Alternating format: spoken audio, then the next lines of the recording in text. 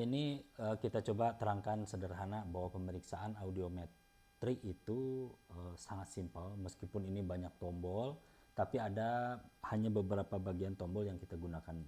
Jadi yang sering digunakan itu ya bagian stimulus, bagian intensitas, sama bagian frekuensi. Ini aja sih yang sering. Jadi yang kayak ini kan untuk bagian telinga kanan kiri, ini untuk mode pemeriksaan, bisa AC, bisa BC, bisa prefill, dan ini jenis tune yang digunakan, bisa tune continue lurus note gitu, atau warble yang bergelombang.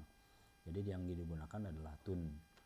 Dan ini untuk tesnya tes pure tune, jadi ini tidak perlu dirubah-rubah lagi.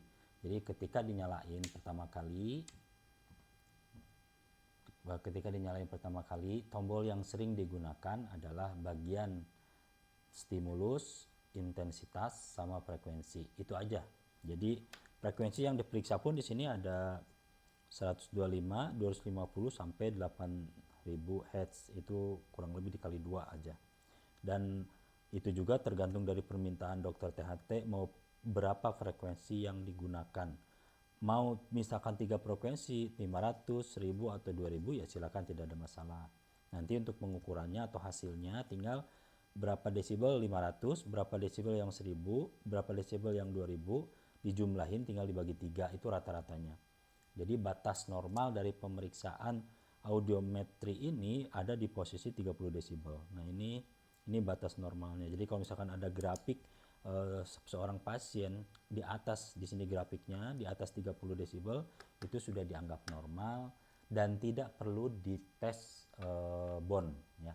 Kalau pemeriksaan pertama itu air conduction menggunakan headphone, kalau pemeriksaan kedua yaitu digunakan bone conduction atau hantaran tulang. Itu pun pemeriksaan bone ini tidak perlu digunakan jika pasien dalam keadaan grafiknya normal. Jadi kalau batas normal kan 30, kecuali kalau grafiknya berada di bawah sini, di bawah 30. Nah, itu artinya bahwa pasien dalam keadaan tidak normal, maka wajib digunakan pemeriksaan tingkat kedua, yaitu menggunakan bone conduction. Nah, cara pemeriksaan audiometri ini juga sederhana sebetulnya. Jadi untuk 1000 pertama kali pemeriksaan itu di frekuensi 1000 Hz. 1000 Hz itu adalah frekuensi komunikasi atau percakapan kita sehari-hari. Dan itu biasanya digunakan pemeriksaan sebanyak 2 kali karena untuk diambil hasil yang presisi.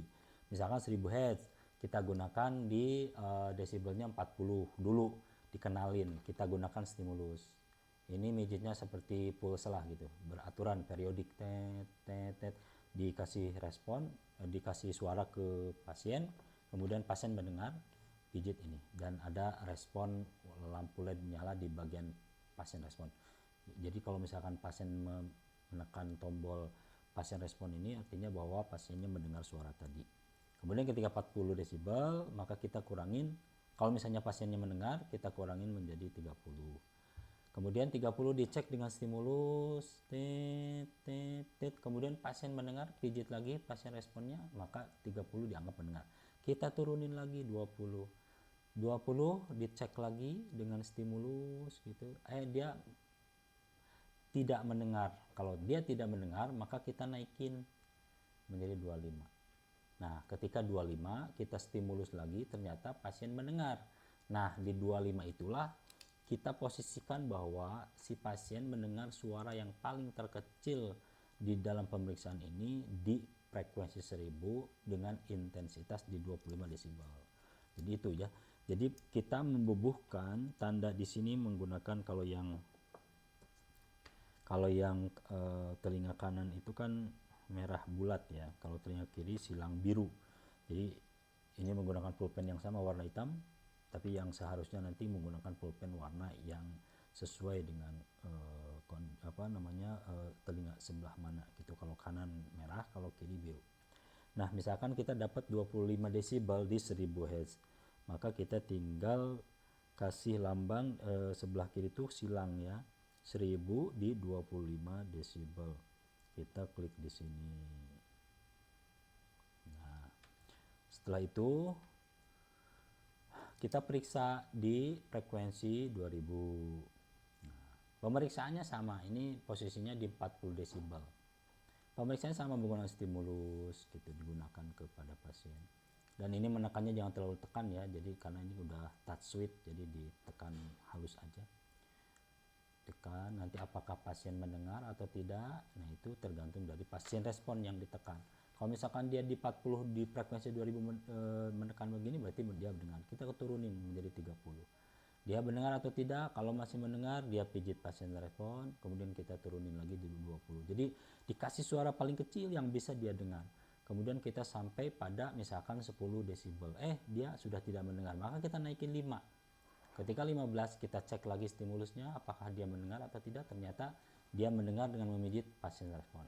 Oh, kalau dia mendengar berarti suara terkecil yang bisa didengar oleh pasien adalah 15 desibel di frekuensi 2000. Frekuensi 2000 ini di sini 15, ini frekuensi 2000 silang gitu ya.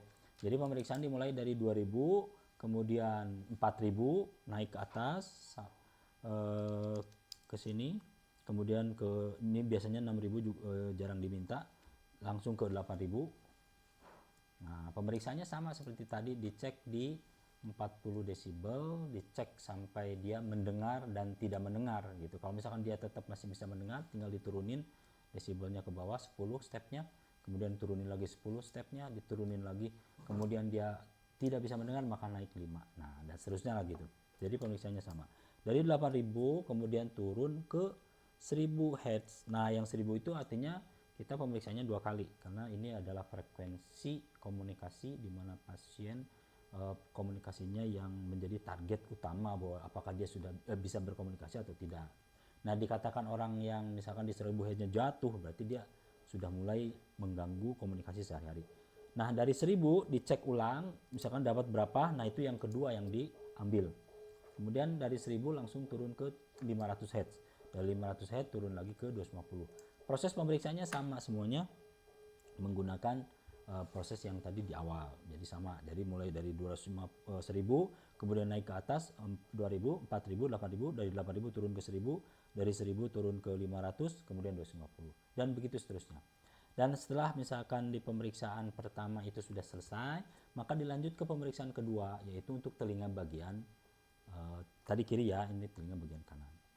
Nah, ini untuk telinga kanan kirinya dan ini untuk mode pemeriksaannya. Air conduction itu menggunakan headphone. Kalau ada BC atau bone conduction itu menggunakan bone oscillator. Nah, seperti itu. Nanti kemudian untuk misalkan ini pasien kita sinyalir dia hasilnya ada di bawah sini atau normal lah di sini misalkan. Nah, itu kan di atas 30 ya, berarti normal. Maka kalau normal seperti ini tidak perlu tes bone. Tapi kalau misalnya ada pasien turun seperti begini, kurvanya itu di bawah 30, itu artinya bahwa wajib digunakan pemeriksaan bone. Pemeriksaan bone ini pun sama prosesnya seperti pemeriksaan menggunakan headphone. Ini cuman ini telinga, yang ini telinga kanan. Kalau ini telinga kiri, yang bulat ini masuk ke nempel di bagian tulang yang menonjol di balik di belakang daun telinga ya, namanya tulang mastoid. Ini di sini pas ada tulang di sini, nah ini ke sininya ditarik ke sini. Nah, untuk di depannya bisa pakai kain atau tisu atau apa supaya tidak gerak-gerak. Nah, ini yang penting ini diem di sini, nggak boleh sampai goyang atau ke atas, dan harus sering diperiksa supaya hasilnya presisi. Dan untuk telinga kanan seperti ini tadi udah seperti itu ya, ini kiri dan kanan. Nah, pemeriksaannya sama, tinggal dirubah ininya, bagian tes ininya BC berarti. Nah, itu ada AC kena headphone, kalau BC menggunakan bone. Nah, pemeriksaannya sama, ini mulai dari frekuensi 1000 kemudian di desibelnya 40. Demikian untuk